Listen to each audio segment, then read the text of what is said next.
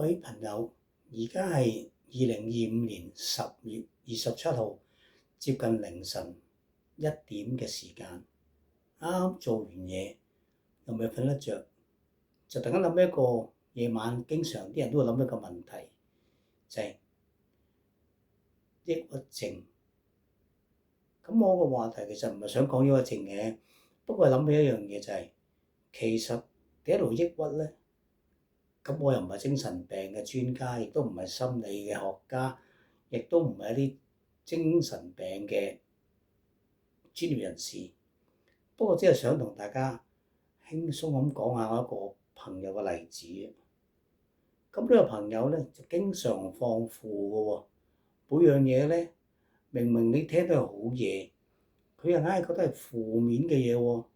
咁負到咧就即係你都根本頂佢唔順。每件事一諗負面嗰方面嘅啫，咁呢個朋友識咗好多年㗎啦，咁我哋都嘗試希望可以幫下佢，可以脫離呢個負面嘅情緒，但係其實你係做唔到嘅，有心無力。咁我想講嘅就係一個分享，就係呢個朋友，佢對每一件事都放負啊嘛，仲有好似全世界欠咗佢咁嘅喎。個個欠佢，佢從來冇欠人哋嘅嘢嘅喎，好奇怪，好奇怪。咁佢一個簡單例子就係，佢經常掛喺口邊就係，我以前幫過邊個，幫過邊個，但係我而家唔舒服嘅時候，啲人連問候一句都冇，連啲過時過節啊嗰啲短信，嗰啲問候短信啊，節日慶賀短信咧都冇喎。咁佢又覺得全世界嘅人都係欠咗佢嘅。我同佢講好多次，我話其實你幫咗啲朋友，你係咪冇人哋回報先？咁我就會同你講，係好惡咁同好嚴肅咁同你講喎，瞪起隻眼同你講，我邊有冇回報啊？我幾時冇回報啊？根本就冇回報，冇人回報。但係你口口聲聲冇人回報，但係你又成日話人哋幫過邊個，你有事嘅時候，譬如你唔精神啊、唔舒服，冇人問候過你喎，咁好奇怪啦！你做咗幾廿年人，咁你唔會覺得你會需要人哋幫手嘅咩？你真係冇人幫過你？好簡單啫嘛！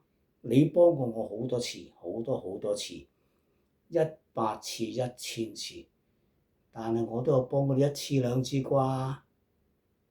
咁點解你話人哋冇咧？咁所以我又諗一樣嘢，有啲人就成日講知恩莫忘報啊嘛。咁呢啲人咁你點搞咧？冇得搞。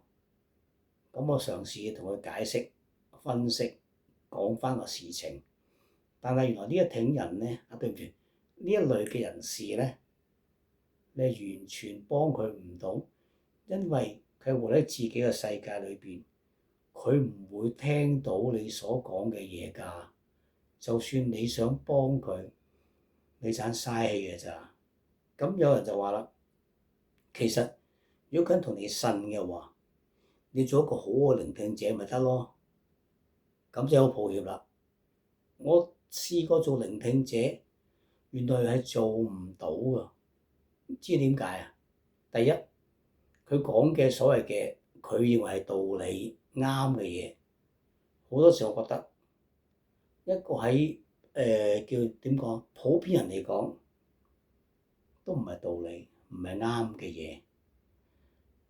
舉個例，譬如一人約佢食飯，佢明明唔中意呢班友仔嘅喎，但係佢又唔會拒絕人哋嘅喎，就死去喎。其實老實講，冇人監你去㗎嘛，你咪去咯。你既然唔中意佢，做乜要去啊？道不同不相為謀，係咪先？走遠啲，唔好同佢再接觸，咁咪搞掂咯。但係佢唔會喎，依然繼續，好奇怪，我都係唔明白。咁跟住我講過，啲人就同我講話，你聽佢講，其實佢係咪抑鬱症我就唔識啦。總之係精神有啲問題啦。咁咧，佢佢啲朋友就同我咁講嘅，佢話你聽佢講嘢，做一個好嘅聆聽者。就算我聽一啲嘅專業人士講，譬如心理專家啦、精神科醫生啦，佢哋都會講，如果你有一個朋友係有抑鬱症嘅，佢揾人嚟傾偈，你聽佢講就得㗎啦。你中間就咦咁 hea 佢都得㗎啦。其實總唔知你要俾佢講嘢，聽佢講嘢，俾佢呻下。咁但係我想講就講，我試過嘅其實。我試過，我成日聽佢講嘢，但我想話俾你聽咧，其實我嘅功力真係唔夠，因為點解咧？佢哋講嘅嘢永遠都係負面，仲有就係佢全部啱晒，其他人係錯晒。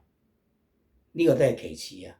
你聽佢講嘅負面嘢嘅時候咧，如果你功力少啲咧，你都會有埋病㗎。所以我就話啦，其實對付呢啲人嚟講咧，對唔住，唔係對付，想幫呢啲朋友嚟講咧，如果你覺得自己功力夠嘅，你就聽佢講下嘢啦。如果你覺得你功力唔夠嘅，快啲走開啊！如果唔係，你變咗佢同路人㗎啦，嗰陣時你就大鑊㗎啦，好難自救㗎。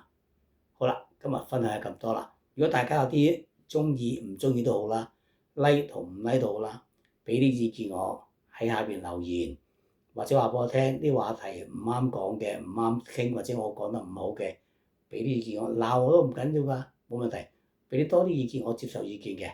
總之 like 或者唔 like 或者俾意見，隨時歡迎。如果啱嘅就分享俾朋友啦。多謝晒各位，拜拜，早唞啦嚇。